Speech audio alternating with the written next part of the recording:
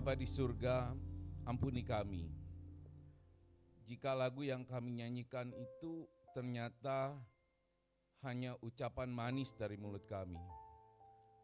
Karena ketika kami mau menilik kehidupan kami belum sungguh-sungguh hidup di dalam Tuhan. Kami belum sungguh-sungguh menyatakan Tuhan di dalam kehidupan kami. Terlebih ketika kehidupan kami begitu banyak badai, kami seringkali lari. Kami seringkali dikalahkan oleh berbagai pencobaan dalam kehidupan kami. Sehingga kami belum memiliki iman yang tangguh di dalam perjalanan iman kami di dunia ini. Oleh karena itu Tuhan, pagi hari ini kami mau belajar. Mau belajar sungguh-sungguh dari firman-Mu, supaya kami boleh memiliki iman yang tangguh, sehingga kami boleh menyatakan sungguh-sungguh Kristus hidup di dalam diri kami. Kami boleh membawa kesaksian di tengah-tengah lingkungan kehidupan kami. Urapi kami semua Tuhan, ajar kami, lembutkan hati kami. Urapi hamba-Mu untuk menyampaikan firman-Mu dalam segala kebenaran. Berbicaralah Tuhan, kami siap mendengarnya. Di dalam nama Tuhan Yesus. Mari yang siap belajar firman Tuhan sama-sama katakan amin. Amin. Silakan duduk Bapak Ibu Saudara yang dikasihi Tuhan. Shalom. Ya, puji Tuhan, sekarang kita sudah ada di pertengahan bulan Oktober. Ya. Bapak Ibu Saudara yang dikasihi Tuhan, setiap kali bulan Oktober tiba, banyak orang di seluruh dunia mengenal suatu perayaan yang besar, di mana-mana dirayakan. Ya, bernama apa? Oktoberfest. Ya, mungkin saudara pernah dengar, mungkin pernah ikut juga. Ya, itu adalah sebuah festival yang identik dengan keceriaan, dansa, musik, dan juga ada makanan. Dan yang pasti yang menjadi identitasnya adalah bir, ya, minum bir. Nah, tapi tahukah kita bahwa sebetulnya Oktoberfest itu berawal dari satu perayaan pernikahan.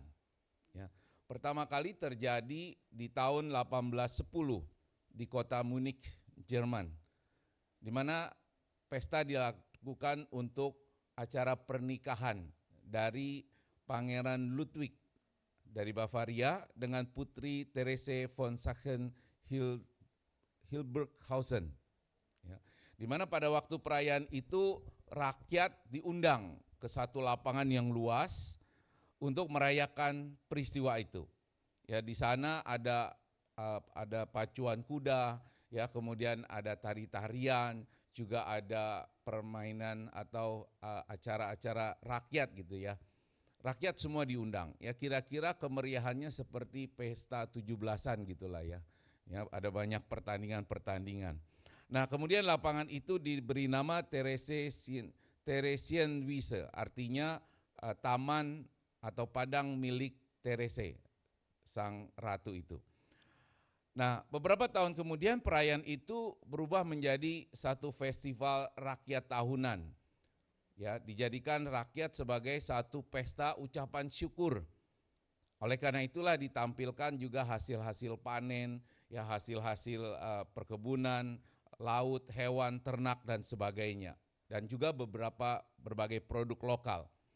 Nah, jadi Oktoberfest itu merupakan satu festival untuk mengungkapkan rasa syukur atas panen yang berhasil yang mereka lakukan. Nah, seiring perjalanannya waktu, budaya tersebut juga ikut berubah Bapak Ibu Saudara. Di mana ada sebuah pabrik bir di Munich itu memanfaatkan situasi. Mereka ikut join, bikin tenda-tenda besar dan di situ mereka jual bir, ya, sebagai hasil produknya. Ya, tidak salah juga karena kan hasil panen dari gandum, ya. Nah, itu dijadikan bir. Nah, Jadi setiap tahun sekarang ini orang semua berkumpul, tidak lagi untuk mengucapkan syukur, tapi untuk berpesta pora dengan minum bir. Ya. Mungkin kalau saudara baca-baca berita, saya udah nggak ikutin ya, berapa tahun lalu ikut Oktoberfest di PIK 2, tapi nggak tahu sekarang masih ada atau enggak ya. Nah, jadi Oktoberfest itu awal mulanya adalah satu perayaan dengan penuh sukacita, rasa syukur, penuh kegembiraan dan kebersamaan setelah melewati masa-masa yang sulit di dalam mengurus peternakan dan pertanian. Ya, dan hasilnya begitu menggembirakan sehingga mereka berpesta pada Oktoberfest. Nah, kalau kita merenung-renung kehidupan kita, kayaknya di dalam kehidupan kita juga suka banyak festival ya. Banyak festival. Artinya apa? Artinya ketika kita mungkin dalam satu usaha tertentu kemudian berhasil, kemudian hasilnya memuaskan, ada perayaan, ucapan syukur. Ya. Sambak sudah begitu besar gitu ya, sudah sukses luar biasa, bikin merek baru kalau nggak salah ya. Ya, usaha yang begitu luar biasa diberkati Tuhan, ada ucapan syukur, ada festival. Ketika mungkin kita yang bekerja dengan kerja keras, kemudian dapat promosi, ada keberhasilan di situ, ada sukacita, ada festival, ada ucapan syukur, kegembiraan. Nah, tetapi kalau kita merenung bagaimana ketika musim berganti, ketika kehidupan kita tidak lagi indah, ketika mungkin usaha kita tidak berkembang atau bahkan hancur, ketika kita mungkin mengalami kehilangan, baik kehilangan orang yang kita sayang ataupun harta benda kita, sehingga kita mengalami kekosongan, ada kegelisahan, bahkan mungkin ada di tengah badai. Nah, masihkah ada festival itu di dalam kehidupan kita? Di saat dimana kita benar-benar dihadapkan pada satu tantangan hakikat iman kita. Ketika mungkin orang-orang di sekeliling kita tidak lagi mendukung kita. Mungkin gelapnya panggung kehidupan kita sudah sirna karena tidak lagi di puncak keberhasilan. Apakah iman kita tetap menyala ketika situasi tidak lagi dalam festival? Nah, hari ini Bapak Ibu Saudara, saya ingin mengajak kita belajar dari 3 bagian firman Tuhan dengan konteks resilient faith atau iman yang tangguh. So, mari pertama-tama kita membuka dari kitab Habakuk pasal yang ketiga. Habakuk pasal ketiga ayat 17 sampai 18. Ya. Saya sudah siapkan, jadi kita baca aja bersama-sama ya. Oke, mari kita baca bersama-sama dengan suara keras Bapak Ibu Saudara. Yang kedua, 3. Sekalipun pohon ara tidak berbunga, pohon anggur tidak berbuah, hasil pohon zaitun mengecewakan, sekalipun ladang-ladang tidak menghasilkan bahan makanan, kambing domba terhalau dari kurungan, dan tidak ada lembu sapi dalam kandang. Namun aku akan bersorak-sorak di dalam Tuhan, beria-ria di dalam Allah yang menyelamatkan aku. Amin. Demikian bagian firman Tuhan yang pertama yang kita baca. Berbahagialah kita yang selalu mendengar, merenungkan, dan melakukan firman Tuhan. Haleluya. Nah, Bapak Ibu Saudara yang dikasihi Tuhan, kata resilient itu berasal dari bahasa Latin, yaitu resilire, yang berarti melompat kembali atau to spring back. Jadi secara umum resilient itu berarti mampu bertahan, kemudian pulih dan bangkit kembali setelah mengalami tekanan, kesulitan ataupun kegagalan. Ya, itulah resilient.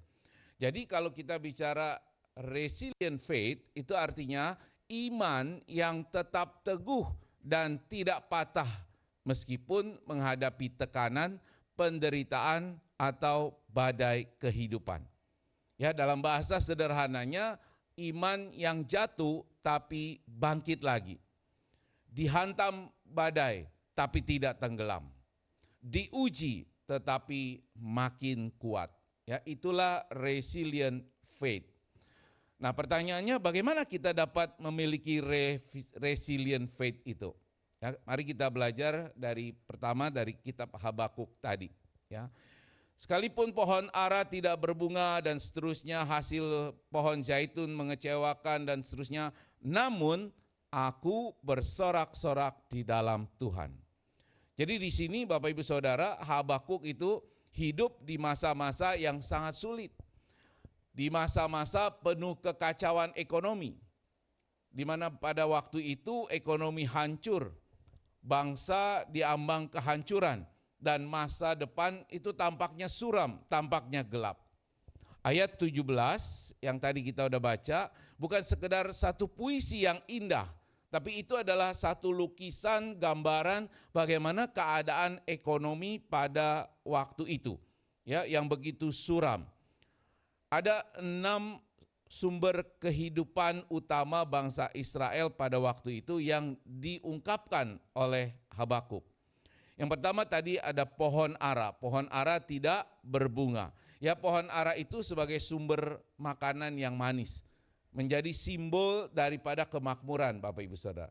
Jadi ketika pohon ara tidak berbunga, berarti tidak ada lagi sumber makanan manis, tidak ada kemakmuran. Pohon anggur tidak berbuah. Jadi pohon anggur itu kan bahan minuman sukacita dan pesta, ya, itu pohon anggur. Sehingga kalau itu hilang berarti tidak ada sukacita, tidak ada lagi pesta. Pohon zaitun itu kita tahu adalah sumber minyak yang bisa dipakai sebagai bahan bakar untuk penerangan dan juga sebagai bahan baku pengobatan. Kalau bicara ladang gandum, itu adalah makanan pokok. Berarti kalau ladang itu tidak menghasilkan gandum, berarti tidak ada makanan. Ya, begitu suram keadaan waktu itu.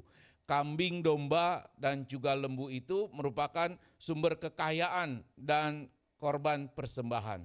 Dan juga merupakan sumber makanan. Jadi kalau kita lihat membaca ayat 17 ini, kita bisa menggambarkan bagaimana keadaan bangsa Israel pada waktu itu yang begitu suram. Ekonomi yang begitu sangat-sangat sulit dan sungguh kelihatan tidak ada masa depan. Ya, semua itu hilang, tidak ada yang tersisa. Bukan cuma kesulitan finansial, tapi betul-betul kehancuran total dari segi ekonomi. Namun di tengah situasi yang suram dan sulit itu, Habakuk memperkatakan suatu pernyataan iman. Ya, dikatakan di ayat 18, namun aku akan bersorak-sorak di dalam Tuhan, beria-ria di dalam Allah yang menyelamatkan aku. Nah, kata namun itu yang bahasa aslinya adalah yet, itu adalah penting Bapak Ibu Saudara, ya. Namun itu kata yang penting yang menyatakan bahwa iman yang tangguh itu tidak menyangkal kenyataan yang ada, tetapi menolak untuk dikalahkan oleh kenyataan. Meskipun aku susah, namun aku percaya. Ya, itu pernyataan iman. Ya, meskipun situasi begitu suram, namun aku tetap bersyukur. Itu adalah pernyataan iman, Bapak Ibu Saudara. Ya, nah kata namun itu juga menunjukkan satu iman yang tangguh yang menyatakan bahwa tidak perlu menunggu keadaan itu membaik untuk bersukacita. Ya, bersukacita itu adalah satu pilihan. Pilihan yang menyatakan bahwa Allah itu tetap baik. Ketika kita sakit, apakah kita terus sedih? Tapi kan kita boleh tetap bersukacita. Amin enggak? Ya. Ketika kita mungkin ekonominya morat-marit, mungkin kita bisa patah semangat. Tapi kita boleh pilih untuk tetap bersukacita. Karena sukacita itu tidak tergantung keadaan, tidak menunggu keadaan itu membaik. Jadi Habakuk menemukan Bapak Ibu Saudara bahwa sukacita sejati itu sekali lagi tidak tergantung pada situasi, tidak tergantung pada keadaan, tetapi tergantung kepada pribadi Allah yang tetap setia. Itu sebabnya ia berkata, aku akan bersorak-sorak di dalam Tuhan, bergembira di dalam Tuhan yang sudah menyelamatkan aku. Kalau kita menelaah, kata bersorak-sorak itu berasal dari bahasa Ibrani alas, yang artinya melompat karena gembira. Artinya apa? Habakuk tidak hanya dia tenang menerima situasi atau menghadapi situasi yang sulit, tapi dia aktif bersukacita. Bersukacita di dalam Tuhan walau segala sesuatu kelihatannya runtuh. Gak mudah ya Bapak Ibu Saudara, gak mudah. Kecenderungan kita ketika kita mengalami kesusahan, kesulitan, ya persoalan yang berat, kita cenderung kehilangan sukacita. Betul apa betul? Betul ya, pasti betul. Ya, saya juga begitu. Tapi mari kita belajar seperti Habakuk, bahwa di dalam situasi yang sulit tetap perlu ada sukacita. Kenapa? Karena kita masih punya Allah yang hidup. Kita punya Allah yang setia. Kita punya Allah yang selalu akan menolong kita. Ya, nah inilah resilience faith Bapak Ibu Saudara. Ya, jadi resilient faith itu artinya tidak menyangkal kenyataan, tapi menolak untuk dikalahkan oleh kenyataan. Tidak menunggu keadaan membaik untuk bersukacita, tapi memilih untuk bersukacita karena Allah tetap baik. Jadi iman yang tangguh adalah iman yang tetap memuji ketika tidak ada alasan untuk bersyukur. Iman yang tangguh adalah iman yang tetap menyembah bukan karena Tuhan memberi, tetapi karena Tuhan adalah Dia yang layak disembah. Jadi ini adalah resilient faith, Bapak Ibu Saudara. Nah, pertanyaan introspektif buat kita. Saudara ingin memiliki resilient faith? Oh kayaknya enggak ya, nggak ada yang jawab ya. Sekali lagi, saudara ingin memiliki resilient faith? Maka ketika hasil kerja kita tidak seperti yang kita harapkan, ketika kita doanya belum dijawab, ketika kita kehilangan sesuatu, ingatlah bahwa sukacita sejati bukan dari keadaan, tetapi itu adalah buah iman. Sehingga kita harus berani berkata seperti Habakuk berkata, sekalipun aku masih kekurangan, namun aku akan bersuka cita di dalam Tuhan. Ya. Amin. Sekalipun sakitku belum sembuh, tetap aku akan bersuka cita. Amin. Sekalipun belum dapat kerjaan, tetap sukacita. Sekalipun belum dapat jodoh, tetap bersuka cita. Ya. Ya, ini pernyataan iman Bapak Ibu Saudara, penting ya supaya kita punya resilient faith atau iman yang tangguh. Nah, mari kita lanjut di poin yang kedua, itu yang pertama tadi. Poin kedua, kita baca dari Matius pasal yang ke-14 ayat 22 sampai 33 ya, kita akan baca. Saya akan baca ayat yang berangka genap, saudara baca ayat yang berangka ganjil. Matius 14 ayat 22 sampai 33 ya, tentu kita sudah hafal cerita ini. Yesus berjalan di atas air. Sesudah itu Yesus segera memerintahkan murid-muridnya naik ke perahu dan mendahulinya ke seberang. Sementara itu ia menyuruh orang banyak pulang. Silakan.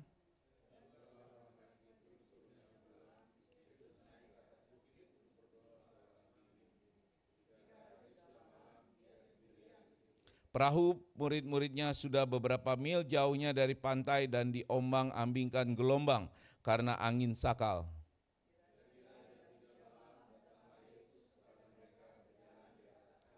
Ketika murid-muridnya melihat dia berjalan di atas air, maka terkejut dan berseru, "Itu hantu!" Lalu berteriak-teriak karena takut.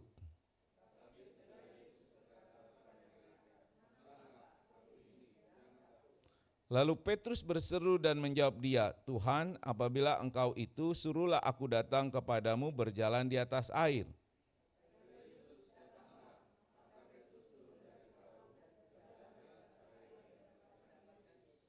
Tetapi ketika dirasanya tiupan angin, takutlah ia dan mulai tenggelam, lalu berteriak, "Tuhan, tolonglah aku."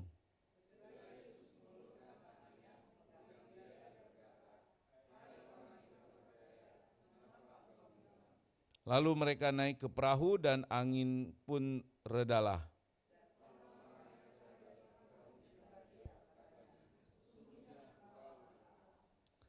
Ya, bayangkan saudara suasana malam di Danau Galilea.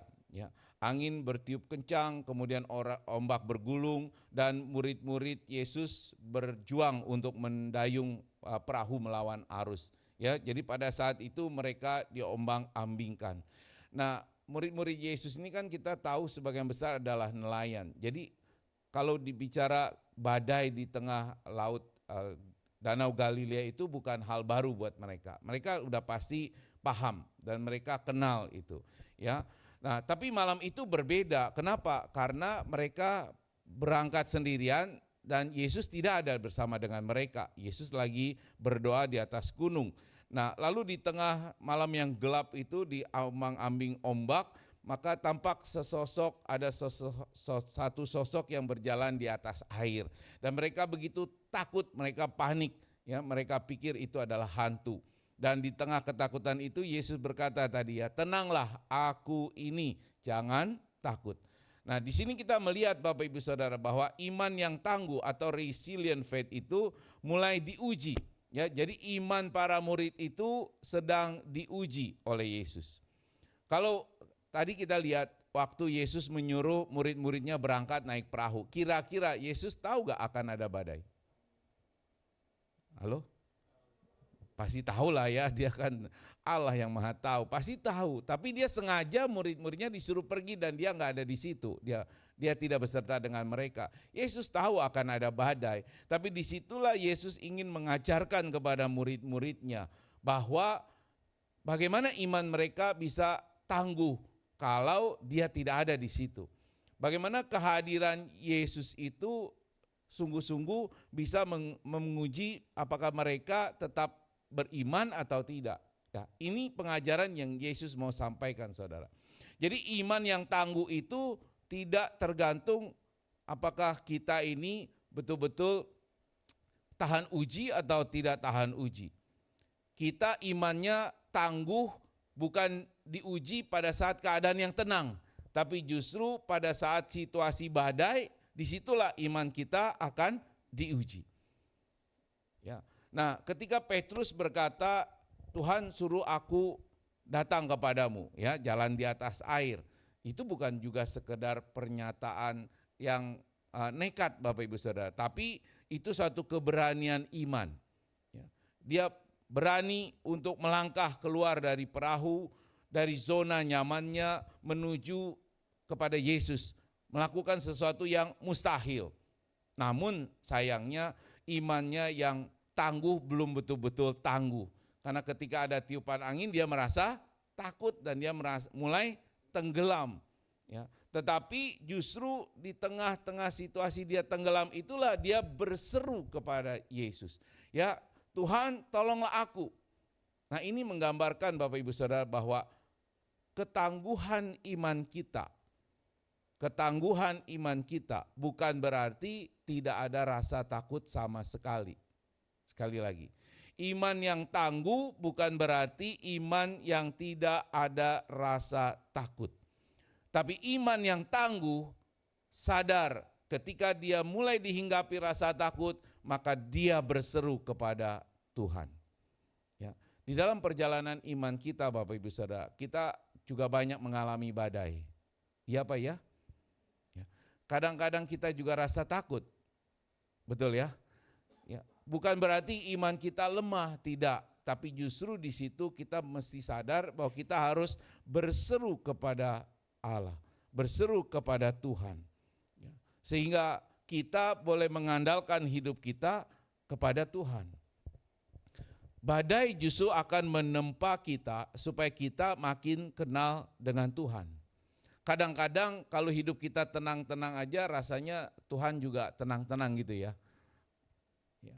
Justru ketika hidup kita banyak masalah, banyak persoalan, banyak yang namanya badai, justru kita bisa merasakan Tuhan itu hadir menolong kita. Ada amin? Ya. Itu sebabnya kita jangan dikalahkan oleh badai kehidupan kita Bapak Ibu Saudara. Ya, justru kita harus punya iman yang tangguh. So iman yang tangguh itu bukan iman yang tidak pernah takut, tapi iman yang tetap berpegang pada Yesus di tengah-tengah ketakutan kita. Ya, seperti Petrus, kita juga ingat dia bahwa ketika kita mau tenggelam, berseru kepada Allah, ya, berseru kepada Tuhan supaya kita diselamatkan dan tidak ditelan oleh badai kehidupan kita. Kita harus percaya bahwa kuasa Allah lebih dahsyat daripada badai kehidupan kita. Ada amin? Tangan Tuhan lebih cepat dari gulungan gelombang masalah hidup kita. Amin. Ya, ini yang membuat kita punya iman yang tangguh. Sehingga kalau kita bisa simpulkan yang kedua, resilient faith itu adalah iman yang tetap berjalan, tetap percaya dan tetap berseru kepada Yesus bahkan ketika kaki kita mulai tenggelam. Ya, ini resilient faith. Sehingga ketika di dalam perjalanan iman kita begitu banyak tantangan, kita tetap percaya kepada Yesus. Amin. Sekalipun hidup kita morat-marit, kita tetap percaya kepada Yesus. Amin. Ya, tetap berjalan di dalam iman kita. Ya. Yang ketiga, Bapak Ibu Saudara, poin yang ketiga. Mari kita buka sekarang Yakobus pasal yang pertama, ayat yang kedua sampai yang keempat. Kayaknya saya udah siapin. Kita baca aja ya, saya udah siapin. Yakobus pasal yang pertama ayat 2 sampai 4. Kita baca sama-sama yuk, 2, 3 mulai. Saudara-saudaraku, anggaplah suatu kebahagiaan apabila kamu jatuh ke dalam berbagai-bagai pencobaan. Sebab kamu tahu bahwa ujian terhadap imanmu itu menghasilkan apa? Ketekunan. Dan biarlah ketekunan itu memperoleh buah yang matang, supaya kamu menjadi sempurna dan utuh dan tak kekurangan suatu apapun. Nah, surat Yakobus ini kita tahu ditulis kepada jemaat-jemaat yang tersebar. Orang-orang percaya yang hidup di dalam tekanan, di dalam penganiayaan dan ketidakpastian. Mereka begitu banyak mengalami hal karena iman mereka kepada Kristus. Namun justru di tengah situasi itu, Yakobus menasihatkan kepada jemaat-jemaat yang dalam penderitaan itu. Anggaplah suatu kebahagiaan apabila kamu jatuh ke dalam berbagai pencobaan. Ini nasihat yang rada aneh. Ya. Menderita kok harus anggap sebagai kebahagiaan. Bahkan dikatakan kita harus bersyukur. Ya, di tengah ujian itu lebih sulit lagi itu dilakukan. Ya. Tapi ini adalah, kalau kita masih ingat Bapak Ibu Saudara, beberapa bulan lalu kita belajar tentang paradoks ya. Ini adalah paradoks iman. Ya, memang sangat berbeda iman Kristiani dengan orang-orang yang di luar Kristen. Ya. Mungkin sangat jauh perbedaannya. Ya. Menderita tapi harus bahagia. Ya, dalam pencobaan tapi harus bersyukur. Ya, ini kan paradoks ya, paradoks. Tapi inilah iman yang tangguh. Iman yang tidak roboh meski diterpa badai.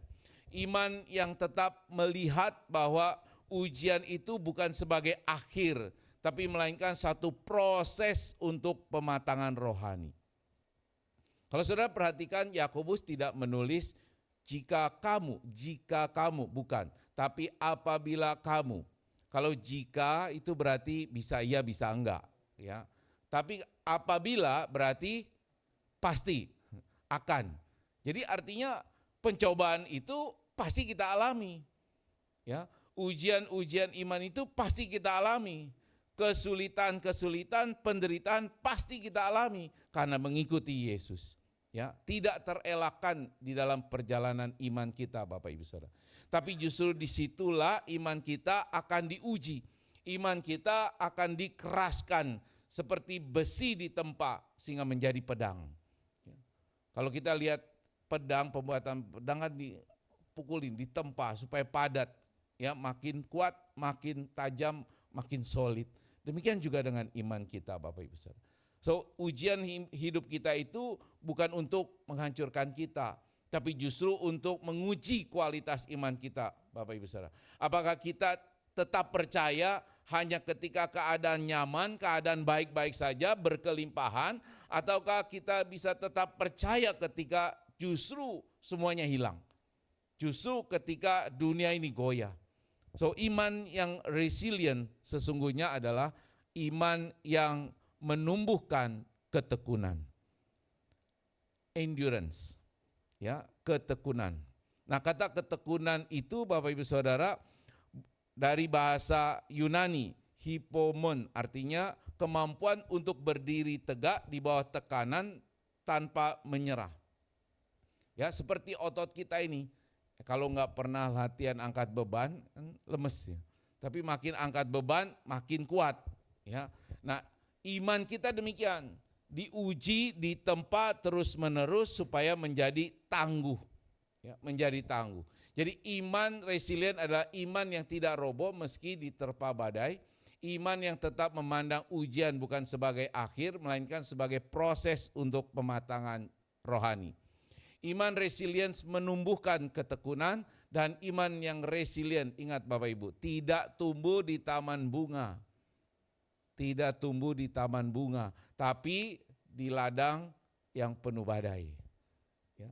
Tidak tumbuh di taman bunga yang penuh keindahan, tapi di tengah-tengah badai. Jadi ketika hidup kita terus-menerus di dalam badai, jangan menyerah, karena di situ iman kita makin ditempa semakin kuat. Ya, Yakobus berkata, biarkanlah ketekunan itu pada akhirnya memperoleh buah yang matang. Artinya apa? Jangan kita terburu-buru mau keluar dari berbagai kesulitan. Kita justru harus tetap bertahan di dalam proses yang Tuhan izinkan.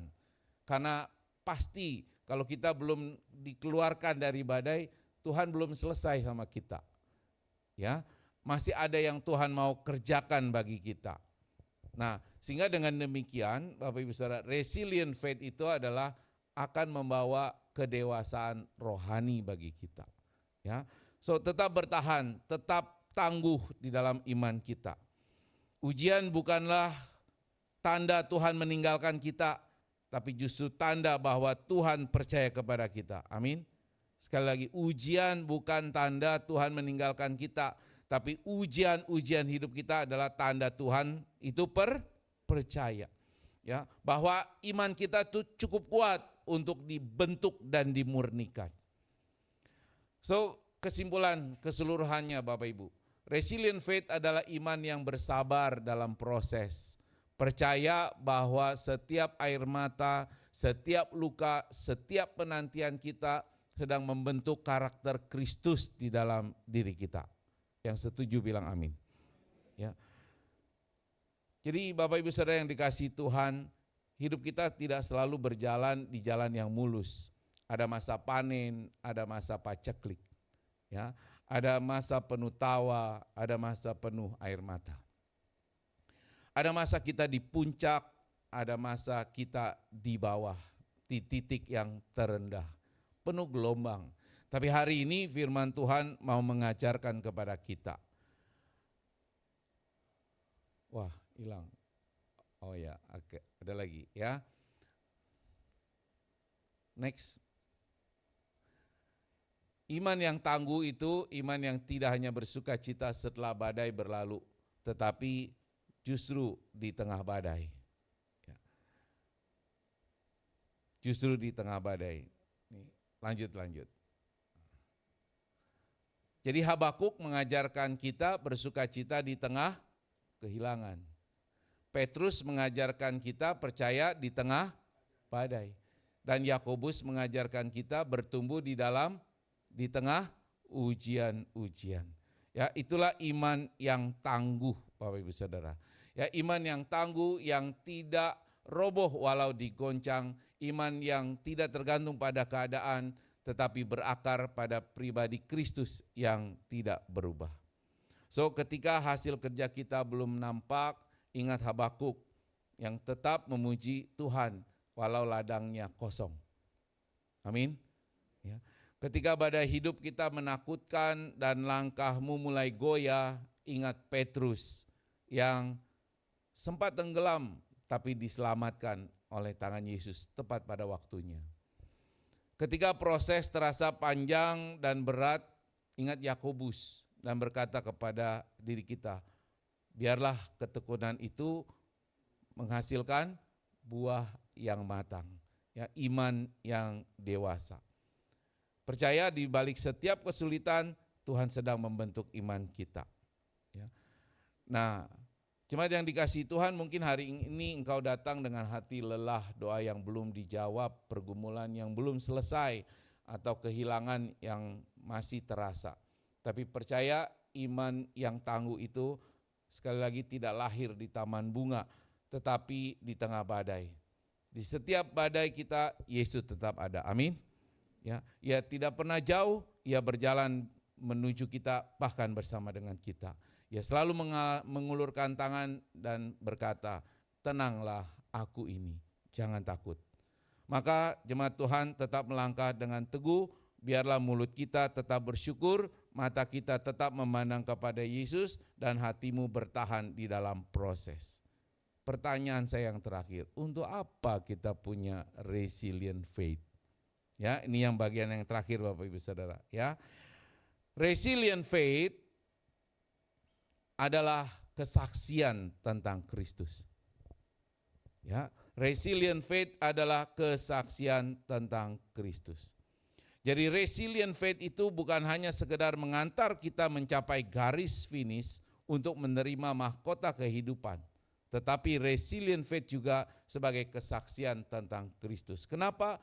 Karena iman yang tangguh menunjukkan bahwa Kristus benar-benar hidup dan berkuasa. Tadi kita nyanyi bahwa Yesus hidup di dalamku, aku hidup di dalam Kristus. Tapi seringkali iman kita kurang tangguh, jadi belum cocok. Maka kita harus melatih iman kita dan dilatih iman kita supaya tangguh. Ya, kalau Kristus benar-benar hidup berkuasa di dalam diri kita, maka kita akan mampu menghadapi berbagai penderitaan, tekanan, juga kegagalan. Mungkin dunia akan melihat itu semua sebagai sesuatu yang menghancurkan kita. Tapi justru dengan iman kita, semua itu justru yang membentuk kita. Sehingga ketika kita bertahan di tengah pencobaan, orang boleh melihat kita mampu melakukan itu karena kekuatan kita bersumber dari Kristus. Ya. Rasul Petrus mengatakan di dalam 2 Korintus 4 ayat 7, tetapi harta ini kami punya dalam bejana tanah. Lihat supaya nyata bahwa kekuatan yang berlimpah-limpah itu berasal dari Allah, bukan dari diri kami sendiri. Secara manusia mungkin kita lemah, tapi kalau Kristus ada dalam kita, kita pasti kuat. Kita pasti menang. Amin. Ya, jadi iman yang tangguh itu akan membuat orang melihat bahwa Kristus bukan cuma tokoh sejarah, tapi dia adalah Allah yang hidup, pribadi yang nyata dan ada hidup di dalam setiap umatnya. Yang kedua, kenapa resilient faith itu menjadi kesaksian? Karena iman yang tangguh itu mencerminkan karakter Kristus. Resilient faith itu tidak hanya bisa bertahan tadi, ya, tapi dia bisa pulih dan bangkit kembali seperti Kristus yang dia bertahan di dalam proses sampai dia mati di atas kayu salib.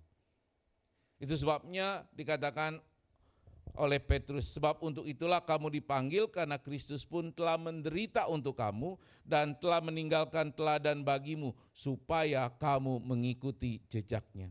Jadi ketika kita di dalam pencobaan, di dalam kesulitan, di dalam begitu kering kerontangnya kehidupan kita, kita tetap bisa mengasihi. Amin. Kita tetap bisa mengampuni. Kita tetap punya harapan di tengah situasi yang sulit. Kita memancarkan kasih Kristus yang sabar, lembut, dan penuh kasih.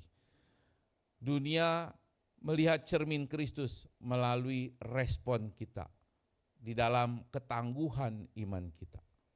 Yang ketiga Bapak Ibu Saudara, ya, iman yang tangguh itu memberi harapan bagi dunia yang putus asa. Dunia saat ini banyak kehilangan harapan, haus akan harapan. Banyak orang ingin tahu apa yang terjadi tahun depan, 5 tahun ke depan, 10 tahun yang akan datang. Dunia juga sedang mencari Apakah ada sesuatu yang kekal di tengah perubahan-perubahan yang tidak menentu di dunia ini? Ya. Jadi iman yang tidak menyerah, iman yang tangguh itu justru akan menjadi kesaksian hidup bahwa Injil benar-benar memberikan harapan yang tak tergoyahkan. Janji akan kehidupan yang kekal. Amin. Ya. Itu sebabnya kita harus jadi tangguh Bapak Ibu Saudara. Ya. Di dalam 1 Petrus 3 ayat 15, Petrus berkata, tetapi kuduskanlah Kristus di dalam hatimu sebagai Tuhan, dan siap sedialah segala waktu untuk memberi pertanggungjawab kepada tiap-tiap orang yang meminta pertanggungjawab dari kamu tentang pengharapan yang ada padamu. Tetapi haruslah dengan lembut, dengan lemah lembut dan hormat. Apa pengharapan kita Bapak Ibu Saudara? Kita mencapai garis akhir untuk menerima mahkota kehidupan. Ya, itu adalah pengharapan kita yang paling utama. Ya. Banyak pengharapan untuk urusan duniawi baik adanya. Tapi satu pengharapan yang harus kita pegang teguh adalah kehidupan kekal yang Tuhan janjikan. Amin. Dan untuk kehidupan kekal itu tidak ada yang lain. Kristus saja cukup. Tidak perlu yang lain. Cukup hanya Kristus. Karena Dia yang memberikan kita kehidupan kekal. Amin. Yang keempat, resilient faith menjadi kesaksian. Karena iman yang tangguh itu memuliakan Allah lebih daripada apa yang kita bisa capai. Keberhasilan kita sebagai anak-anak Tuhan bisa memuliakan Allah. Bisa. Ya, tapi justru ketangguhan iman kita itu lebih lagi memuliakan Allah. Dunia mengukur memang dari pencapaian-pencapaian prestasi kita, dari keberhasilan. Tapi iman yang tangguh itu justru bersaksi ketika kita tetap kuat di dalam berbagai situasi. Ya, ini yang harusnya menjadi dasar iman kita, saudara. Supaya orang-orang tahu kepada siapa kita berpegang, kepada siapa kita bersandar, sehingga kita makin kuat. Nah, oleh karena itu sekali lagi Habakuk 3 ayat 17-18 saya bacakan sebagai penutup. Sekalipun pohon ara tidak berbunga, pohon anggur tidak berbuah, pohon zaitun mengecewakan, sekalipun ladang-ladang tidak menghasilkan bahan makanan, kambing domba terhalau dari kurungan, dan tidak ada lembu sapi dalam kandang, namun aku akan bersorak-sorak di dalam Tuhan, beria-ria di dalam Allah yang menyelamatkan aku. Kesetiaan dalam badai membuat nama Kristus dipuji dan dimuliakan. Bukan karena keadaan baik, tetapi karena kasih dan kuasa-Nya yang senantiasa nyata di dalam segala kelemahan kita. So, mari kita menjadi saksi Kristus, karena kita punya iman yang resilience, iman yang tangguh. Tuhan memberkati. Mari kita berdoa. Bapa di surga, terima kasih buat firman-Mu yang boleh kami renungkan lebih dalam pada pagi hari ini. Ketika kami diingatkan bahwa sebagai anak-anak Tuhan, kami harus semakin punya iman yang tangguh, resilient faith, supaya kami boleh menyaksikan Kristus di dalam kehidupan kami. Kuatkan kami Tuhan ketika kami harus melewati badai di dalam kehidupan kami. Ingatkan kami Tuhan untuk selalu bersandar hanya kepada Tuhan. Karena kekuatan kami bukanlah dari kemampuan kami, tapi dari Tuhan yang memampukan kami. Melalui pimpinan Roh Kudus yang ada di dalam diri kami. Ajar kami Tuhan untuk terus menyadari bahwa berbagai pencobaan yang kami alami itu adalah ujian justru untuk menguatkan iman kami, menempa iman kami supaya makin hari semakin tangguh. Sehingga pada akhirnya kami boleh mencapai garis finish di dalam perjalanan iman kami dan kami menerima mahkota kehidupan sebagaimana yang Tuhan janjikan. Terima kasih Bapa, biarlah kiranya Roh Kudus yang terus mengingatkan kami, menegur kami, dan menguatkan kami. Terpujilah Engkau di dalam nama Tuhan Yesus. Haleluya. Amin.